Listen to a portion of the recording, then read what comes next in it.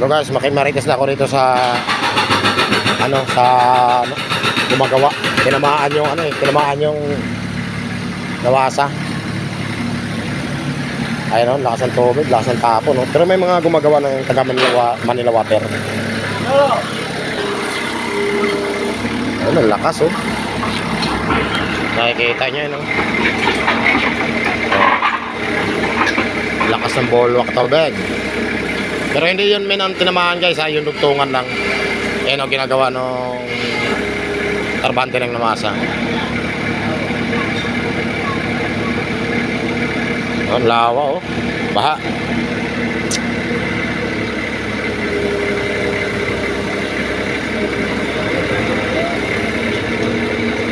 Kahapon pa yata nila tinamaan yan, guys. Pero hindi yan kanya kalakas kagabi. Ngayon lang, baka natuluyan ba? Natuluyan yata ngayon yan pagka-putol kasi sa lakas yata ng pressure. Pressure na tubig, kaya natuluyan pagtanggal yung dugtungan lang yun, eh, yung dugtungan lang yung tinamaan. Ginagawa nung tarbante ng nawasa. Tama na raw! Para matamaan yung main line nila.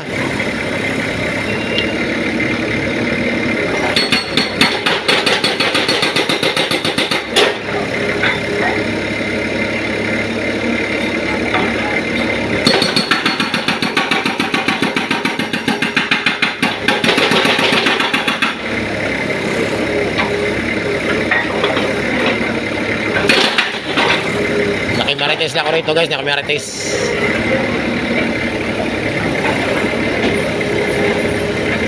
Lalim na ng kanal dito. Lalim ng kanal dito. Lalim pa ng tubig, oh. Yun yung mga gumagawa, oh. Shout out dito sa mga gumagawa. Mahusay kayo, kaibigan. Mabilis kayo umaksyon.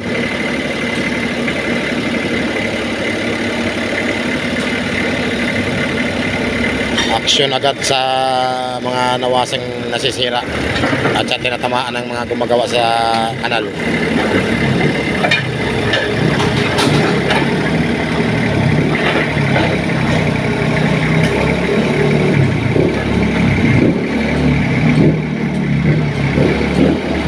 Saglit lang nila gawin yan.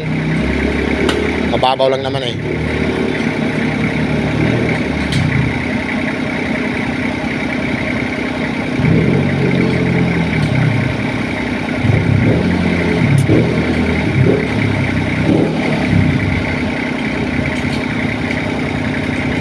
Kung doon nyo na itatanong, guys, ganyan rin trabaho ko nung araw. Nawasa. Marami rin kumpanya pinasukan ko nung araw, eh. Ba't ibang pangalan ng kumpanya? Marami rin ako naging karanasan sa pang-construction bago ako naging driver, tricycle driver. Saan may lagay dyan? Sa radiator? Ako lang radiator.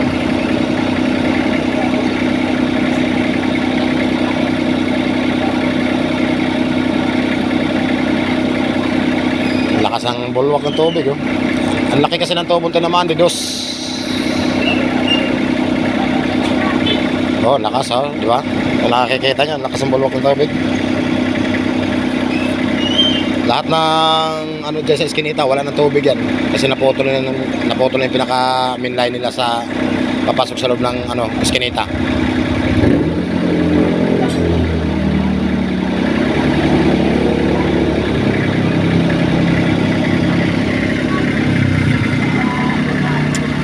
Lakas ang bulok ng tubig.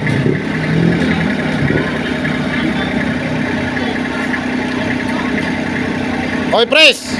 Umalis ka dyan, matamaan ka ng breaker. Ang ganda pa ng ugas-ugas mo, tapat ka pa ng breaker. Ay, walang ganon. Nagbibidyo-bidyo na nga lang ako rito sa tubig na baha, eh.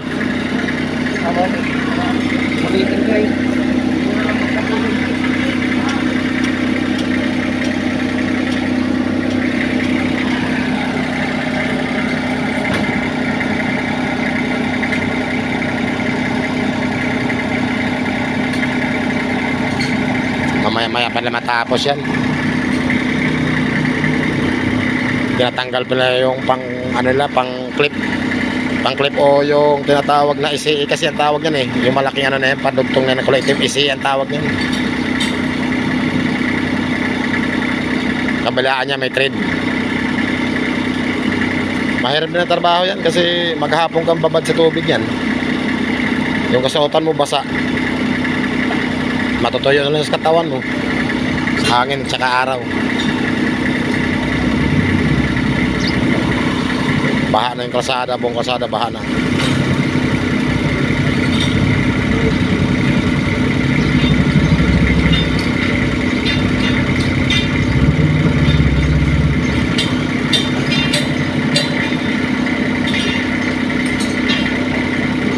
Hanggang dito lang video ko guys.